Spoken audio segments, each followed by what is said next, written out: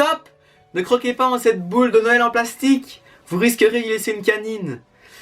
Maintenant, saluons quand même votre perspicacité parce que effectivement, les ancêtres des boules ornant votre sapin de Noël étaient bien des fruits. Mais ça, c'était il y a au moins une centaine d'années.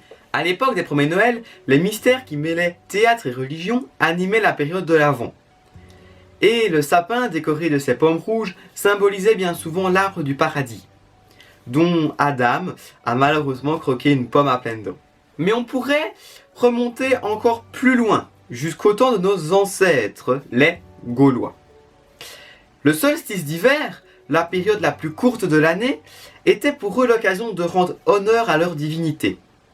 Et les arbres à feuillage persistant, que sont l'épicéa ou même le sapin, étaient parfaits pour célébrer le renouveau en cette période, ou plus, d'un chêne à les feuilles à terre.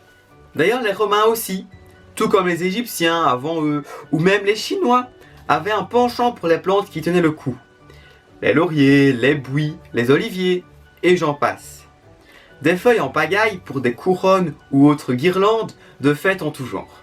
Bref, partir en quête des origines du sapin de Noël, c'est un peu comme chercher une aiguille dans une botte de foin. Finalement, il faut attendre le début du XVIe siècle pour trouver le sapin de Noël mentionné en tant que tel dans les archives d'un village alsacien. On y apprend ainsi que le garde forestier de Célestra doit surveiller la forêt où les habitants viennent piquer des branches pour décorer leur maison.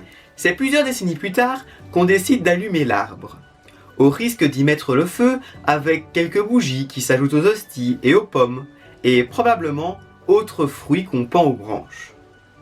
Marie, l'épouse de Louis XV, est séduite par la coutume et fait dresser le premier sapin de Noël de Versailles en 1738.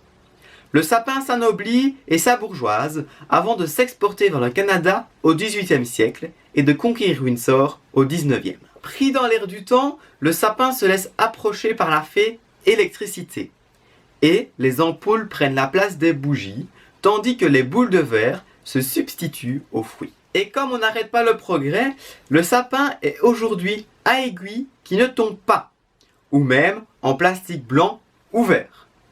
Mais une chose n'a pas changé depuis le siècle dernier, on y trouve toujours, invariablement, quelques cadeaux qui font toujours des heureux. Voilà les amis, j'espère que cette petite vidéo vous aura plu. N'hésitez pas à vous abonner, à liker, à partager cette vidéo, à activer la cloche de notification pour être notifié à chaque fois que je publie une vidéo. Et écoutez, on se retrouve très bientôt pour d'autres découvertes. Aime, commente, partage, un like pour se donner du courage. Aime, commente, partage, dis-moi que je suis